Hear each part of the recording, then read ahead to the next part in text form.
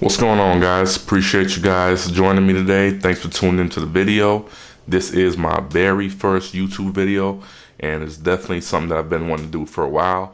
So I'm both excited to make this video and also excited to share it with you guys out there. So a little backstory about myself before we jump into the video. I am a full-time entrepreneur, business owner, hustler, whatever it is you want to call it. I quit my job about 7 years ago to pursue my first business, and just never looked back since. Entrepreneurship has definitely been a roller coaster ride.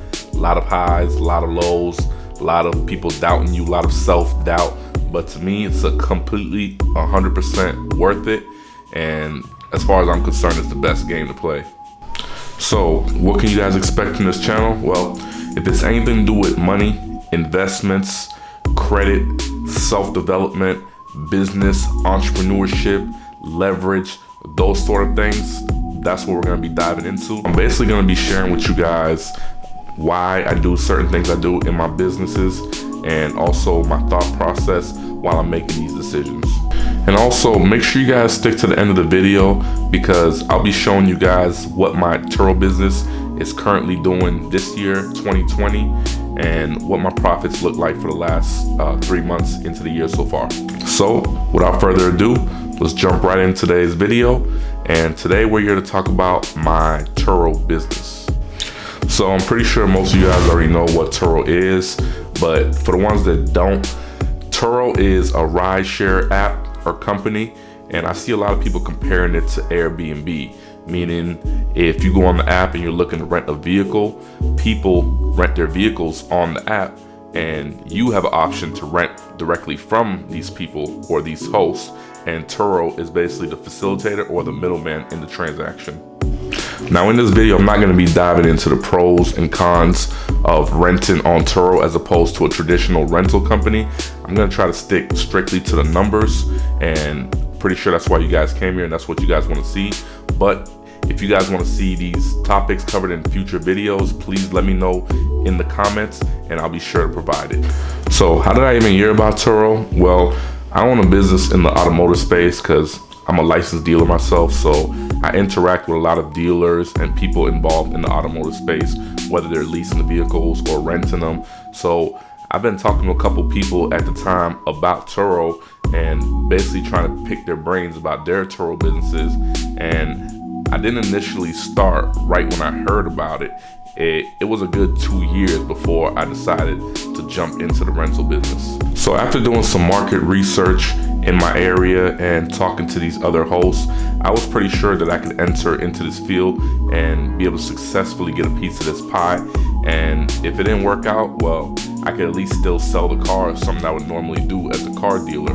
So my only conflict at this point was how exactly I was going to start or get involved in this business. Now, if you ever seen a Turo ad, I'm pretty sure it goes something like this. Somebody pulling up with a Lamborghini or a Ferrari. They're looking really happy. They're taking their girl out on their date or something along those lines, right?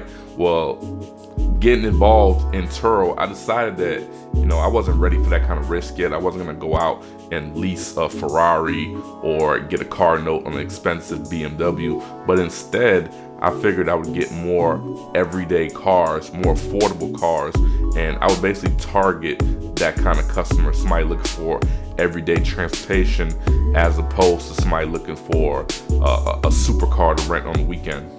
So I decided that instead of financing cars, I would just buy the cars outright, cash. They would be mine, and I wouldn't have to worry about a car payment every single month. I had been doing a lot of business with different banks in my area, and one more than others is Chase Bank. And they had been reaching out to me, offering me different business loans, and I had already taken advantage of the credit card with the 1.5% interest, but I had never got a business loan up to this point. So I decided this was the perfect time to take advantage of this business loan. And this is why I'm such a big advocate about good credit and good business credit, is because it just makes things a whole lot easier, like when to get into new businesses and you have the funding available, because that's what a lot of people tell you, that they don't have the necessary funds to get involved in a certain business. But if you got good credit and you can build it up to good business credit, this can definitely help you out in the future, especially when it comes to starting businesses. Now, I'm not saying that you guys have to go out there and get a business loan or start your business with $30,000, $40,000. I'm just saying this is the way I did it. These were the pieces that I had available to me at the time, and I decided to take advantage of it. But there's nothing wrong with just getting one car and putting it on there, or if you have an extra vehicle just sitting around not doing anything, there's nothing wrong with putting that vehicle on Turo to make some extra money and building your fleet up from there. So with the $45,000 I secured from Chase, it was just a matter of purchasing the right vehicles. So I decided to go to the dealer auction, being a licensed dealer, to get cars that are basically undervalued vehicles, and I decided these were the vehicles that I would be renting.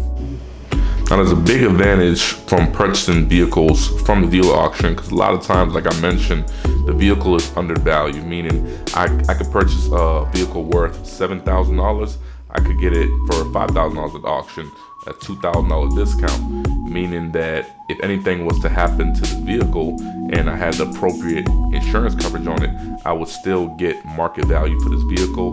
So it could be a win-win situation right out the gate. So out of that $45,000, I decided I will only use about $35,000 of it towards purchasing my first vehicles for my fleet.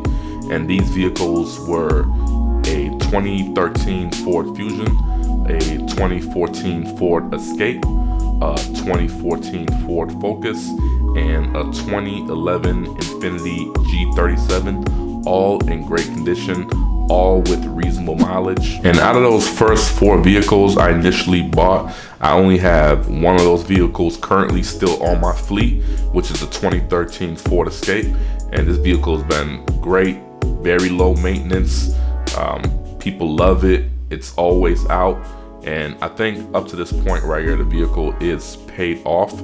So from here on out, I'm just in the green with this vehicle, and I do have plans of selling this vehicle maybe around this time next year.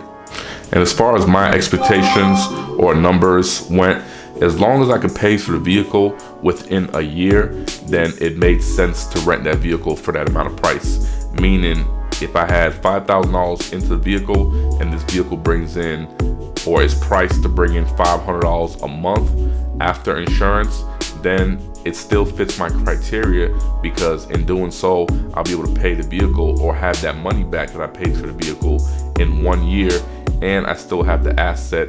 I could either rent it out for another year, or at that point, I could just liquidate it for pretty much what I paid for it at the auction, if not a little bit more, or sometimes a little bit less, but all that would just be profit because the vehicle had already paid for itself. So once my fleet started getting bookings and getting rented, I made a promise to myself that I wouldn't take any of this money out of my business. Instead, I would use the income to purchase more units and really see how big I can make this thing grow. And after renting vehicles out for a couple months, I quickly realized that in my area, there were a lot of people who just needed everyday vehicles to get around transportation wise, as opposed to people who needed weekend cars to go out partying or to show off. You know, I had more customers who needed the vehicles. So I started to build on that clientele base, you know, appealing to those customers, getting them reliable cars at a cheap price, cars that without any maintenance issues, cars that look good, something that's not raggedy, in other words. And then I also realized that there were certain customers out there who would keep the vehicles for longer periods of time, meaning keep them for months at a time. Now, before getting into this business, I never thought people would rent cars for months. I mean, it just didn't make any sense to me. Why are you paying all that money if you could just go finance a vehicle or go buy a vehicle?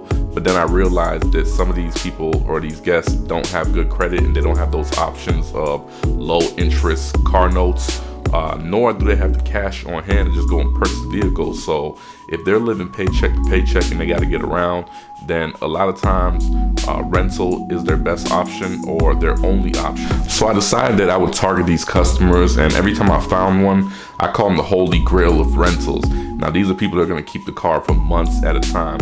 And what's the longest I've had somebody keep one of my cars? think about 6 months, and this guest actually paid the vehicle off.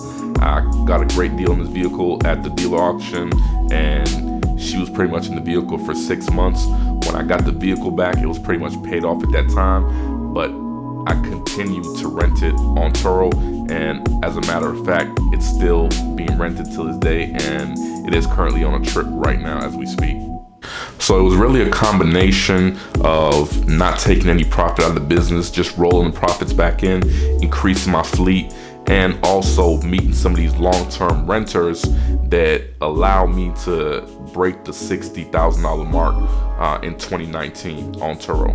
And if you take a look at my income graph on Turo, you can see how things just snowballed and how every month pretty much my revenue just increased. That was a result of taking the profit, buying more units, not touching the money.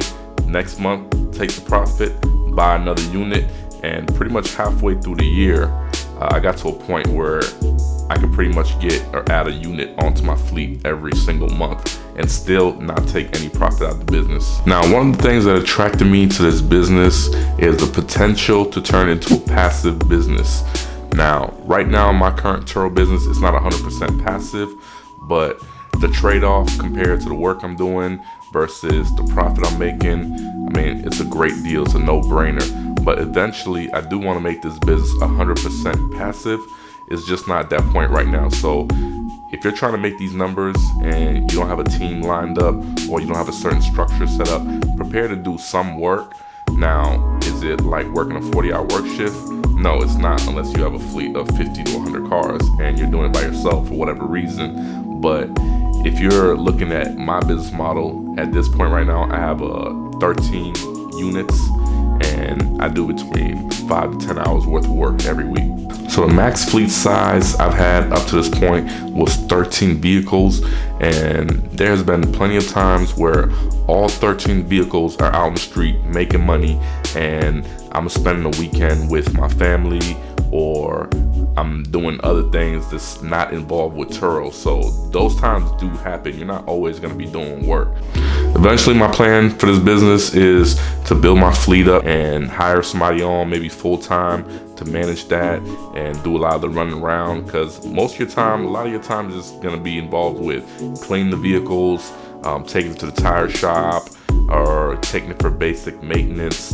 But if you have some kind of help, or you have some kind of employees, or if you have a structure set up to take some of the burden off you, then yes, this business can definitely 100% be a passive business.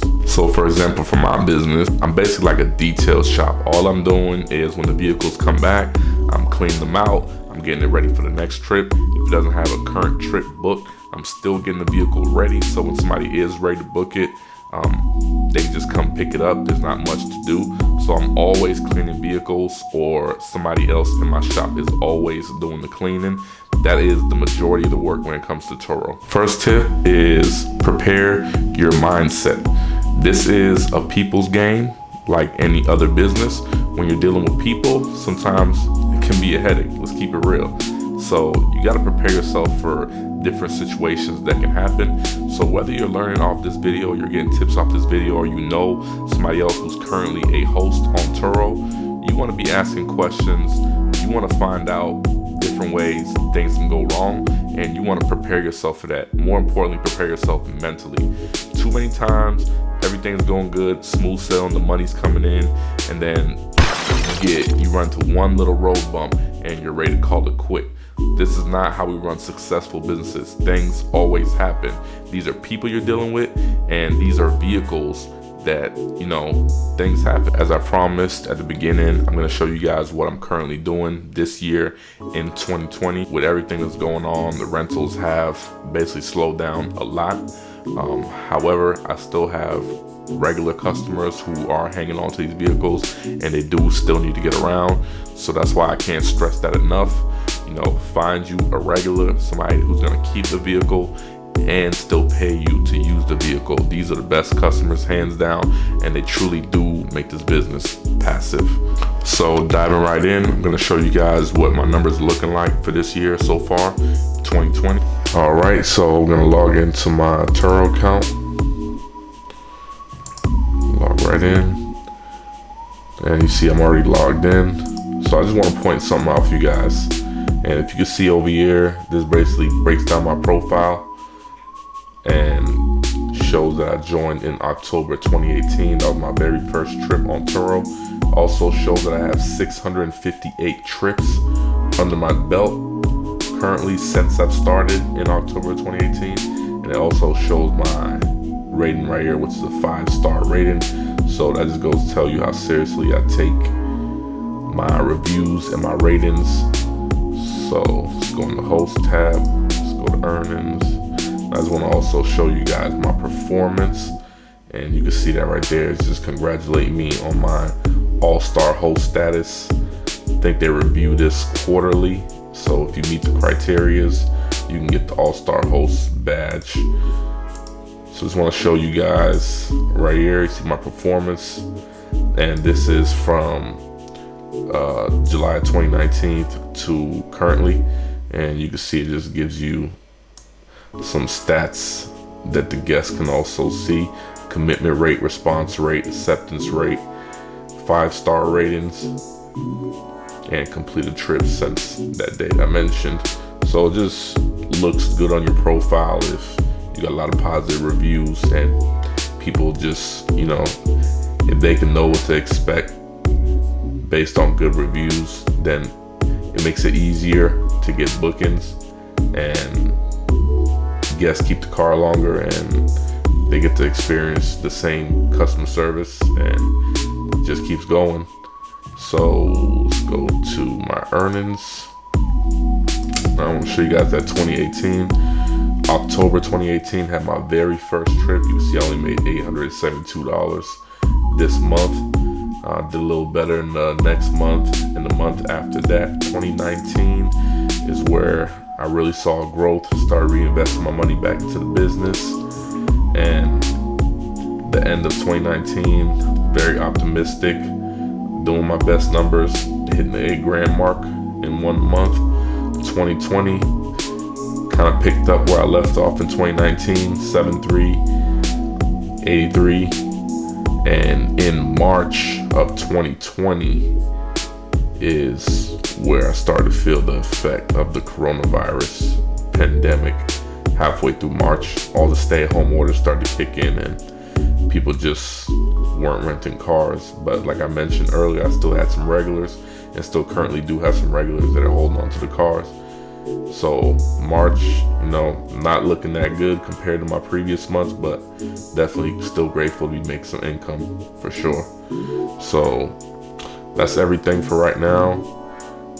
And halfway through April, like I said, hopefully I can still hit that $6,000 mark. No, but I just can't wait till we get back to regular numbers, and I'm very confident that I can hit 6 figures in this business in 1 year. And I would just want to document the whole process here on my channel, and I want you guys to be a part of that. So if you guys like this kind of content, definitely give me a like, subscribe to the channel, leave recommendations in the comments, leave comments, let's interact with each other. Let me know how I can improve these videos, or what kind of content you guys want to see moving forward, and you know, I'll try to respond, I'll try to provide. So that's gonna be it for right now, guys. Hope you guys appreciate the video. Hope you got a lot of value out of this. If you did, definitely consider subscribing to my channel. I have a lot more content to push out, and if you guys got any value out of this video, I'll definitely appreciate if you can give me a like, and don't forget, hit that notification bell so when I post more videos in the future, you guys are alerted and you can tune in. And definitely drop any comments you guys have down in the comment section. Let me know what kind of videos you guys want to see in the future. Let me know if you guys have any questions about this business, or if you're interested in my other businesses that I run. I want to give you guys an inside look in all those things. So I'm very excited to put out more content, and I look forward to seeing you guys again.